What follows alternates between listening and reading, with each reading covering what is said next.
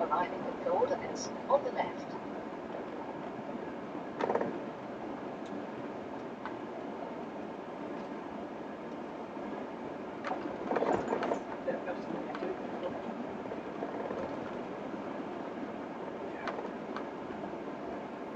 Well, we've arrived at our main destination, Camp Navarino Beach. Hasn't really changed very much, although when we go through I can see that all the units have been greatly uprated. Much nicer than they were when we were here.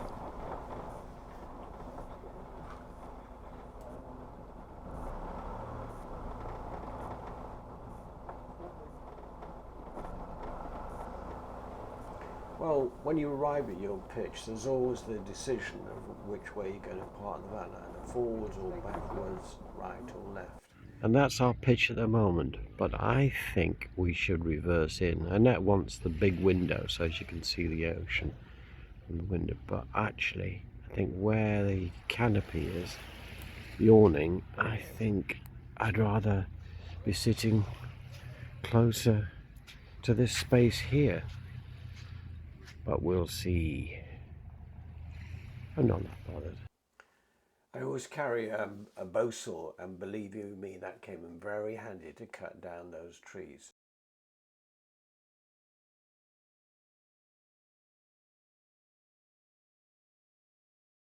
So, for our first morning, Annette's already been to the swim, and because in the morning the sea is flat calm. There's Pylos over in the far distance. Great place for paddleboarding. Loads and loads of people are out swimming. And if I just move down the beach a little bit more, there is Gialova. It's a perfect morning. Beautiful temperature. Well, Gialova has definitely upgraded itself. I mean, the amount of shops and stuff here have improved dramatically. This is a hairdresser's, very nice place.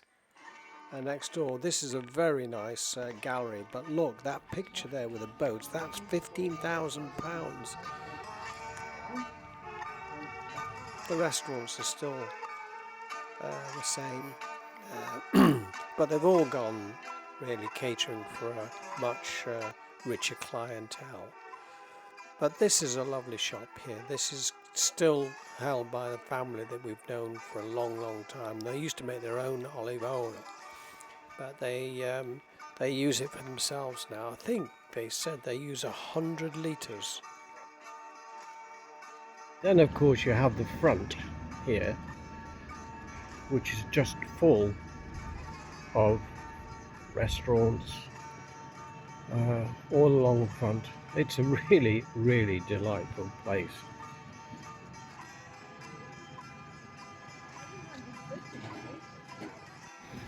And along there where you can see the boat there, that's really our campsite. So why do we love Gialova? It's this sort of thing. It's so relaxed.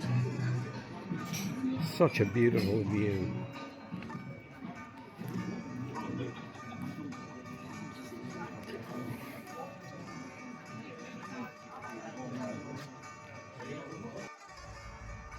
Well, I suppose we're really lucky. Every morning has been more or less like this. Annette's gone for her morning swim, and I'm having a quick coffee. I may go in later. Well, this is a nice thing about Gialova, is that it's flat calm in the morning, and then in the afternoon the sea breeze gets up usually to about force 3, force 4, which is ideal for water sports. And as you can see that they all come out to play and have a fantastic time. It's very good for swimming as well because it's very shallow, right out to the buoy. I'll show you the buoy in the morning. You can still stand up when you get there. So it's ideal for learning how to sail or windsurf or paddleboard.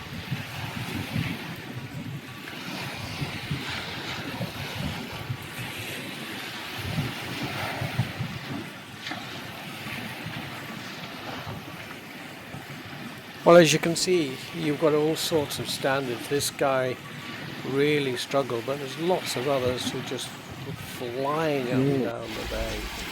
I mean, this guy, he certainly knows what he's doing. Oh, is it? He knows what he's doing.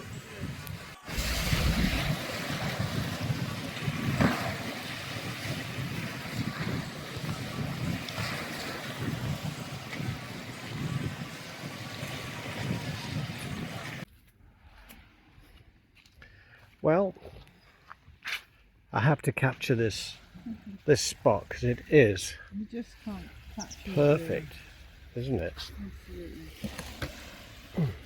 You didn't run the ice. Hmm? Ice. No, I didn't.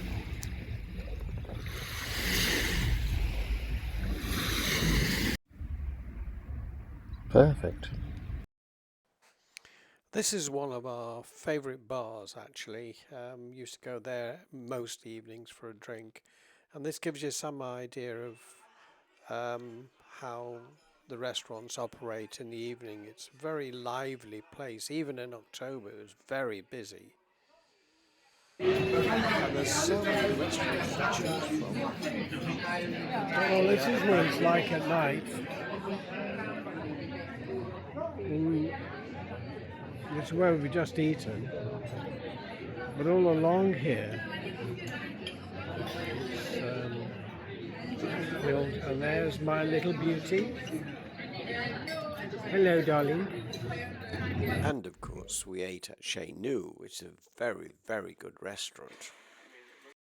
I mean, it looks as if the weather's going to get better over there, but that's where the storm has gone. And if you look above us, it's still with us and still more to come. The quiet before the storm.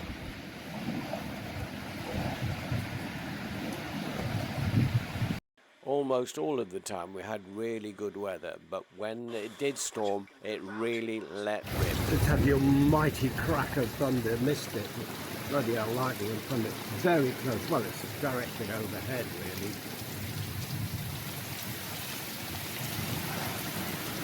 It isn't nice. Yeah, quite a lot of rain came down.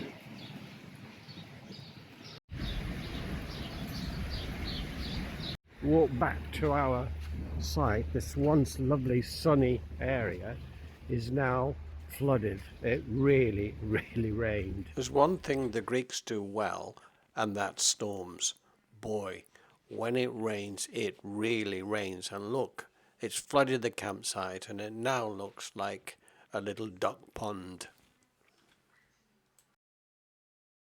Over here, it's still thundering up. That boat's, oh God, looks like it's damaged its mast as well. That's a shame. What a terrible tragedy that is. Just when we thought it was all over, it came back with a vengeance. Although I've tied this awning down, no, it's just blown the bikes down. Whoops. Didn't forecast this at all. Look at that, bloody hellfire. That's not good. Going through a bad storm at the moment. The water is crystal clear and you can see how shallow it is. There is a sandbar there. It goes deep and then it sort of go shallow again, but you can walk right out to the buoy. So it's a perfect place for learning windsurfing or any, canoeing or paddling or something.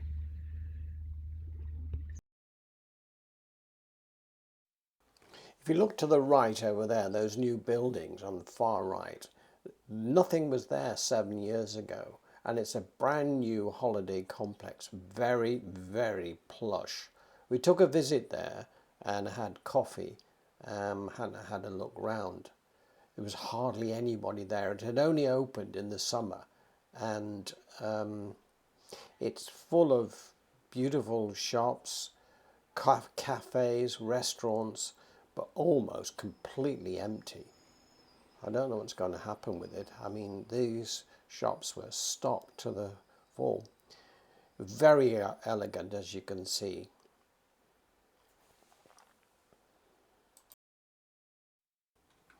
Now it's time to leave Gialova. We have enjoyed our stay immensely, but with all the new developments, especially the hotels and some of the big villas behind, it's somehow changed and become too international. And for us, it's lost its Greekness. That's why we like Pylos.